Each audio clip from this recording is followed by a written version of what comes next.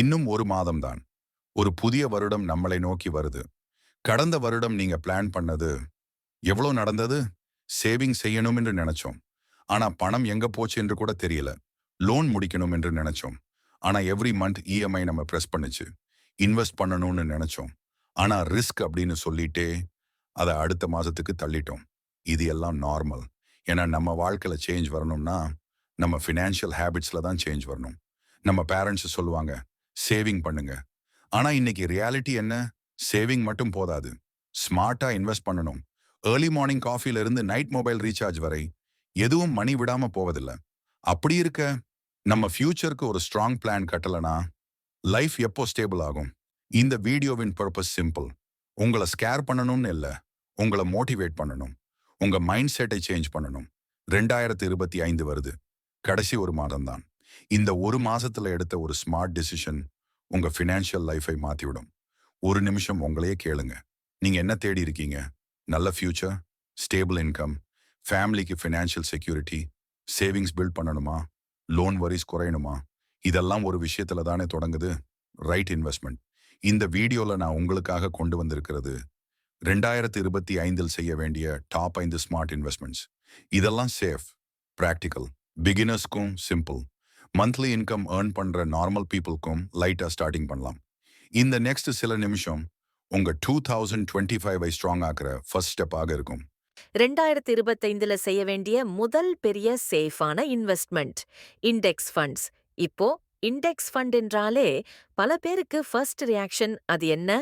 Share மார்க்கெட்னு ஏதோ risky thing இல்லையா? அதுதான் பலருக்கும் உள்ள பிகெஸ்ட் ஃபியர். ஆனா உண்மையில தான் இண்டெக்ஸ் ஃபண்ட் தான் ஸ்டாக் மார்க்கெட்ல தொடங்குறவங்களுக்கு சேஃபஸ்ட் கேட். ஒரு சிம்பிளான எக்ஸாம்பிள் சொல்றேன். நீங்க ஒரு சூப்பர் மார்க்கெட் போறீங்கன்னு நினைச்சுக்கோங்க. அங்க நம்மளுக்கு பல பொருட்கள் இருக்கும். ஒவ்வொன்றையும் செலக்ட் பண்ணி வாங்கறது டைமும் ரிஸ்கும். ஆனா ரெடிமேட் காம்போ பேக் எடுத்துக்கிட்டீங்கன்னா உங்களுக்கு எல்லா எசென்ஷியல்ஸும் பேக்லே இருக்கும். இண்டெக்ஸ் ஃபண்ட் அப்படின்னா அது ஒரு காம்போ பேக் மாதிரி. நிஃப்டி 50 அல்லது சென்செக்ஸ் மாதிரி பிக் கம்பெனிஸைய ஃபாலோ பண்றோம் ஃபண்ட். மார்க்கெட்ல டாப் 50 கம்பெனிஸ் எப்படி பெர்ஃபார்ம் பண்ணுதோ அத ஆட்டோமேட்டிக்கா ஃபாலோ பண்ணும். அப்படின்னா நீங்க இண்டிவிஜுவல் ஸ்டாக் பிக் பண்ணவே வேண்டாம், கம்பெனி ரீசர்ச் பண்ணவே வேண்டாம், லாஸ் ஆகுதோன்னு டெய்லி டென்ஷனும் வேண்டாம். இதுல பியூட்டி என்ன தெரியுமா? ஒரே தடவையில் பல டாப் கம்பெனிஸ்ல உங்கள் மணி ஸ்ப்ரெட் ஆகுது. இதத்தான் டைவர்சிஃபிகேஷன் சொல்வாங்க. ரிஸ்க் ஆட்டோமேட்டிக்லி குறையும். லாங் டேர்ம்ல ஆவரேஜ் 10% முதல் 14% வரைக்கும் ரிட்டர்ன் கிடைக்க வாய்ப்பு. மார்க்கெட்ல அப்ஸ் அண்ட் டவுன்ஸ் இருந்தாலும் index fund and growth long டேர்ம்ல ஸ்டெடியா இருக்கும். பிகினர்ஸ்க்கு இது பெர்ஃபெக்ட் ஸ்டார்ட். ஏன்னா இது ஃபுல் ஆட்டோமேட்டிக். கம்பெனி ஃபெயில் ஆயிடுச்சுன்னா அது இண்டெக்ஸ்ல இருந்தே ரிமூவ் ஆகிடும். அதுக்கு பதிலா ஸ்ட்ராங் கம்பெனி ஆட் ஆகிடும். சோ நீங்கள் டென்ஷன் எடுக்கவே வேண்டாம். இப்போ நாம் மந்த்லி எஸ்ஐபி பத்தி பேசலாம். நீங்க ஒரு மாதத்துக்கு 500 ரூபாய் அல்லது 1000 ரூபாய் அல்லது 2000 ரூபாய் எஸ்ஐபியா போடலைனா போதும். 1 வருடம், 2 வருடம், 3 வருடம் ஸ்லோவான growth எதுவுமே தெரியலன்னு இருக்கும். ஆனா 5 ஆண்டுகள், 10 ஆண்டுகள் ஆகும்போது கம்பவுண்டிங் என்ன கான்செப்ட் தெரியுமா? அது உங்கள் மணிக்கே விங்ஸ் கொடுத்து growth-ஆ கன்வெர்ட் பண்ணும். இண்டெக்ஸ் ஃபண்டில் இன்வெஸ்ட் பண்றது அது ஃபாஸ்ட் மணி கிடைக்கும் மெத்தட் இல்ல. இது ஒரு slow, safe, guaranteed confidence build பண்ணும் மெத்தட். நம்ம இந்தியாவோட எக்கனமி grow ஆகுது, கம்பெனிஸ் grow ஆகுது. சோ கண்ட்ரி grow ஆகுறதுனாலே இண்டெக்ஸ் ஃபண்ட்ஸும் ஆட்டோமேட்டிக்லி grow ஆகும். நீங்க லாங் டேர்ம் வெல்த் பில்ட் பண்ணணுமா? ரிட்டையர்மெண்ட்க்கும் மணி தேவைப்படுமா? கிட்ஸ் ஃபியூச்சர் சேஃப் ஆக வேண்டுமா? ஹவுஸ் லோன் டென்ஷன் இல்லாம இருக்கணுமா? அப்போ 2025க்கு உங்களோட first smart step index fund SIP start பண்றது தானோ. இந்த ஒரு டெசிஷன் உங்க 2030க்கும் 2035க்கும் ஃபைனான்ஷியல் ஃபவுண்டேஷனா இருக்கும். 2025க்கு நான் ரெக்கமெண்ட் பண்ற செகண்ட் ஸ்மார்ட் இன்வெஸ்ட்மெண்ட் கோல்டு. ஆனா ஜுவல்லரி கோல்டு இல்ல, digital gold and sovereign gold bonds, SGB. கோல்ட்னா நம்ம இந்தியர்களோட மிகப்பெரிய emotional asset. Wedding, festival, savings எதுக்குமே கோல்டு ஒரு சிம்பிள். ஆனா ஜுவல்லர்ஸ்ல வாங்குற கோல்டுன்னு அது ஒரு இன்வெஸ்ட்மெண்ட் மாதிரி ஒர்க் ஆகாது. ஏன்னா அதுல making charge, wastage, resale loss இவ மூணும் நம்ம வேல்யூவை குறைக்குது. அதனாலே ஸ்மார்ட் இன்வெஸ்டர்ஸ் எதை ப்ரிஃபர் பண்றாங்க? டிஜிட்டல் கோல்டான சேஃப், சாவரின் கோல்ட் பாண்ட்ஸ் ஆனா பெஸ்ட். எஸ்ஜிபி பத்தி ஸ்லோவா சிம்பிளா சொல்றேன். எஸ்ஜிபினா கவர்மெண்ட் ஆஃப் இந்தியா இஷ்யூ பண்ற கோல்ட் பாண்ட். அதனால சேஃப்டி ஒரு 100%. ஃப்ராட், டூப்ளிகேட், பியூரிட்டி இஷ்யூஸ் எதுவும் கிடையாது. இதுல என்ன ஸ்பெஷல் தெரியுமா? இயருக்கு 2.5% இன்ட்ரெஸ்ட் தரும். கோல்ட் பிரைஸ் உயருதோ காம்படிஷனா இது கூட ஆட் ஆகும். அதுக்கு மேல இன்ட்ரெஸ்டும் கிடைக்கும். கேபிட்டல் கெயின் டேக்ஸ் இல்ல. 8 இயர்ஸ் ஹோல்ட் பண்ணீங்கன்னா கோல்ட் பிரைஸ் எவ்வளவு உயர்ந்தாலும் profit tax free. Making charges 0. Storage வரி இல்ல. Purity guarantee. நீங்க 1000, 2000, 5000 எவ்வளவு வேண்டுமானாலும் பை பண்ணலாம். ஸ்மால் அமௌண்ட்ல ஸ்டார்ட் பண்ணிக்கலாம். ஸ்மார்ட்டா சேவ் பண்றவங்களுக்கு இது பெர்ஃபெக்ட். இப்போ ஒரு பெரிய கொஸ்டின், கோல்ட் பிரைஸ் ஃபியூச்சர்ல எப்படி இருக்கும்? நம்ம இந்தியா மட்டும் இல்லாம உலகமே இன்ஃப்ளேஷன், வார், எக்கனாமிக் அன்சர்டனிட்டி இவையால பாதிக்கப்படுறதால எக்ஸ்பர்ட்ஸ் சொல்றது ஒண்ணுதான். லாங் டேர்ம்ல கோல்ட் வேல்யூ ஆல்வேஸ் உயரும். உலகம் குழப்பமா இருக்கும்போது கூட கோல்டு தான் சேஃப் ஜோன். அதனால 2025க்கு சேஃப் ஃபவுண்டேஷன் பில்ட் பண்ணணும்னா உங்க போர்ட்ஃபோலியோல குறைந்தது 10% to 15% கோல்டு இருக்கணும். ஆனா அந்த கோல்டும் ஸ்மார்ட் கோல்டா இருக்கணும். ஜுவல்லரி அல்ல, டிஜிட்டல் கோல்டு இல்ல, சாவரின் கோல்ட் பாண்டு தான் பெஸ்ட். இந்த எஸ்ஜிபி ஒரு பியூட்டி இன்னும் இருக்கு. நீங்க இதை எமர்ஜென்சியில பேங்க்குக்கு கொலாட்ரலா கொடுக்கலாம், லோன் எடுத்துக்கலாம். அதாவது பிசிக்கல் கோல்ட் போலயே இது ஒர்க் ஆகும்.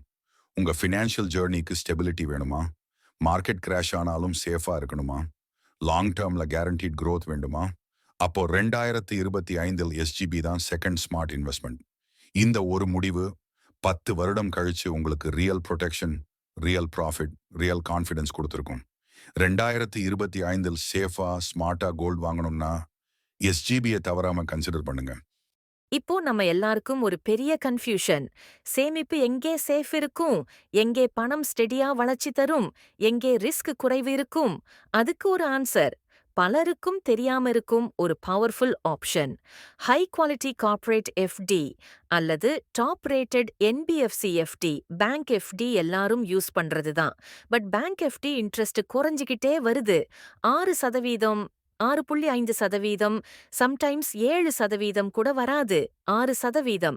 ஆனா கார்ப்பரேட் எஃப்டில, ஸ்பெஷலி ட்ரிபிள் ஏ ரேட்டட் கம்பெனிஸ்ல 7.5%, 8%, சில சமயம் 8.25% வரைக்கும் கிடைக்கும். அதுவும் ஸ்டேபிள் ரிட்டர்ன்ஸ். அதானே ஒரு டவுட் வரும். கார்ப்பரேட் எஃப்டி சேஃப் தானா? சேஃப் தான். But only when you choose triple A அல்லது double A rated companies. இந்த ரேட்டிங்ஸ் தான் சேஃப்டிக்கு முக்கியமான proof. Top NBFCs like Bajaj finance, Mahindra finance, LIC housing finance போன்ற ஸ்ட்ராங் கம்பெனிஸ், இவங்க எஃப்டிகள் சேஃப் பிளஸ் ஹையர் இன்ட்ரெஸ்ட் தரும். இப்போ இதை எப்படி தேர்வு பண்ணணும்?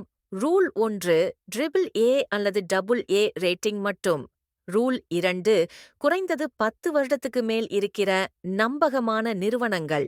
ரூல் 3, உங்க முழு சேவிங்ஸ்ல 15 முதல் 20% வரை மட்டும் கார்ப்பரேட் எஃப்டி வைங்க. டிவர்சிஃபை பண்ணணும். கார்ப்பரேட் எஃப்டி யாருக்கு பெர்ஃபெக்ட்? ஸ்டீடி இன்கம் வேண்டும், ரிஸ்க் அவாய்ட் பண்ணணும், ரிட்டையர்ட் பீப்புள் அல்லது மந்த்லி இன்ட்ரெஸ்ட் தேவைப்படுபவர்கள். எக்ஸாம்பிளுக்கு ஒரு கதை சொல்றேன்.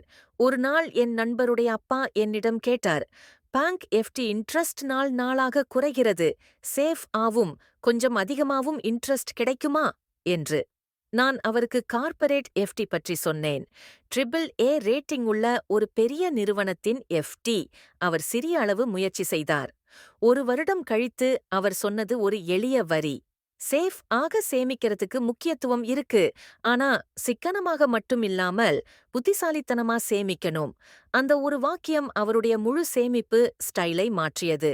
2025ல சேஃபாவும் ஸ்டெடியாவும் பேங்க் எஃப்டி விட அதிக ரிட்டர்னும் வாங்கணும்னா high quality corporate FD, NBFC FD ஒரு strong investment.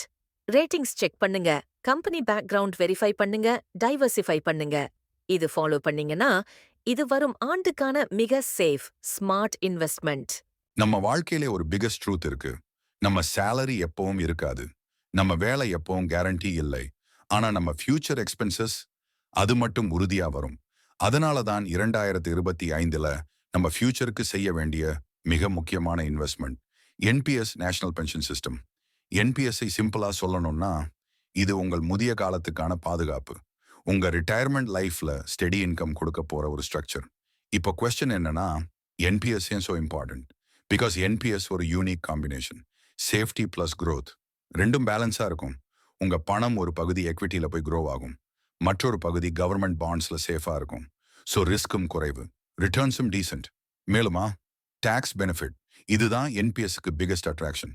Under section 8080 CCDC 1P நீங்க கூடுதலா 50,000 வரை டாக்ஸ் சேவ் பண்ணலாம்.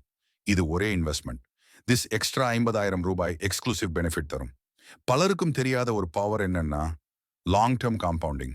நீங்க என்பிஎஸ்ல 2,000 3,000 மந்த்லி வச்சாலும் போதும். 20 முதல் 25 ஆண்டுகள் வரை அது ஒரு பெரிய அமௌண்ட்டாக கன்வெர்ட் ஆகிடும். வை?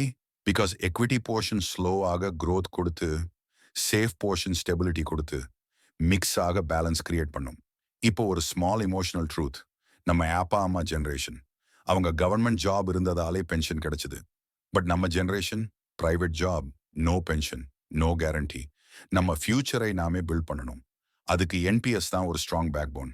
ஒரு எக்ஸாம்பிள், நான் தெரிஞ்ச ஒரு ஐடி என்ஜினியர். அவர் சொன்னாரு, ரிட்டையர்மெண்ட்க்கு நான் எந்த பிளானும் ஃபாலோ பண்ணல.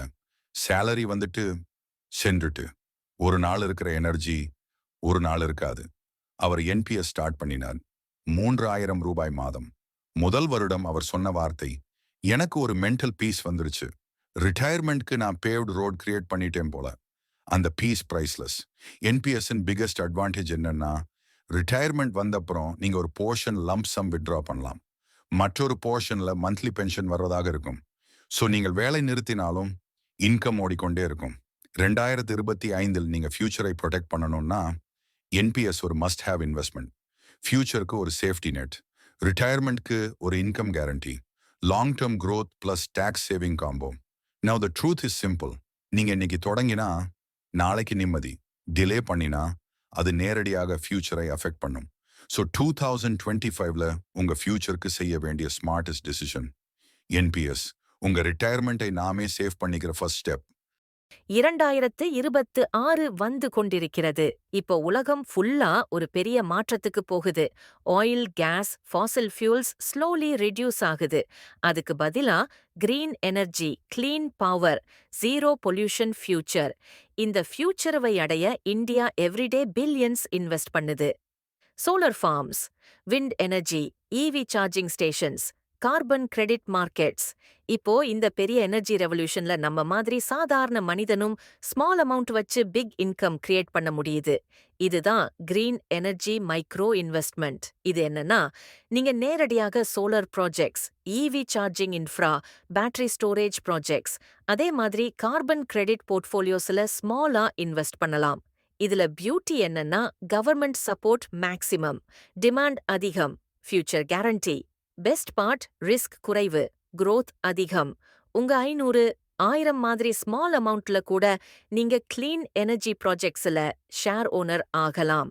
அது long derma decent fixed income plus value appreciation கொடுக்கும். ஒரு உதாரணம், ஒரு எலக்ட்ரிக் வெஹிக்கிள் சார்ஜிங் ஸ்டேஷன் ஒவ்வொரு சார்ஜுக்கும் ஸ்மால் ரெவென்யூ ஜெனரேட் பண்ணுது. நீங்க அந்த ப்ராஜெக்ட்ல ஸ்மால் இன்வெஸ்டரா இருந்தீங்கன்னா ஒரு பகுதி உங்களுக்கு வந்து சேரும். Solar panel farms, wind turbine farms, corporate carbon credit sellers, இவங்கள ப்ராஜெக்ட்ஸ்ல பல பிளாட்ஃபார்ம்ஸ் மைக்ரோ இன்வெஸ்ட்மெண்ட் ஓபன் பண்ணுது.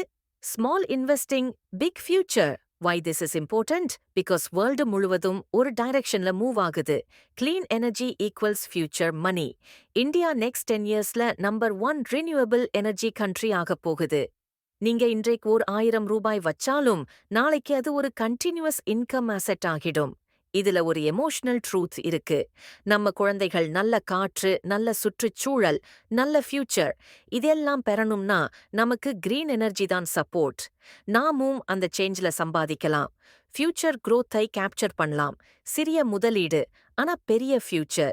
இந்த இன்வெஸ்ட்மெண்ட் ஒரு ட்ரெண்ட் இல்ல, இது ஒரு டிரான்ஸ்ஃபர்மேஷன். 2025ல நம்ம ஃபியூச்சரை பாதுகாக்கணும்னா, அதே நேரத்துல வெல்த்தும் பில்ட் பண்ணணும்னா, கிரீன் எனர்ஜி மைக்ரோ இன்வெஸ்ட்மெண்ட் ஒரு புதிய safe, smart, future focused idea. இப்போ நம்ம list complete. Index funds, SGB, corporate FDs, NPS, green energy, micro investment. நீங்க எந்த ஏஜ் குரூப்ல இருந்தாலும் இவை 5M உங்க ஃபியூச்சரை ஃபினான்ஷியலி ஸ்ட்ராங் ஆக்கும். 2025க்கு இன்னும் ஒரு மாதம் தான் இருக்கு. ஒரு வருடம் சேஞ்ச் ஆகணும்னா ஆக்ஷன் இப்போதான் ஆரம்பிக்கணும். மணி சேவ் பண்றதுக்கு மட்டும் இல்ல, ஸ்மார்ட்டா இன்வெஸ்ட் பண்றது தான் முக்கியம். இந்த வீடியோ உங்களுக்கு யூஸ்ஃபுல் ஆனா இந்த வீடியோவுக்கு லைக் பண்ணுங்க, ஷேர் பண்ணுங்க, சப்ஸ்கிரைப் பண்ணுங்க, கமெண்ட் பண்ணுங்க. My 2025 will be financially strong. நாம் எல்லாரும் சேர்ந்து 2025ஐ ஸ்ட்ராங் ஆக்கலாம். தேங்க்யூ.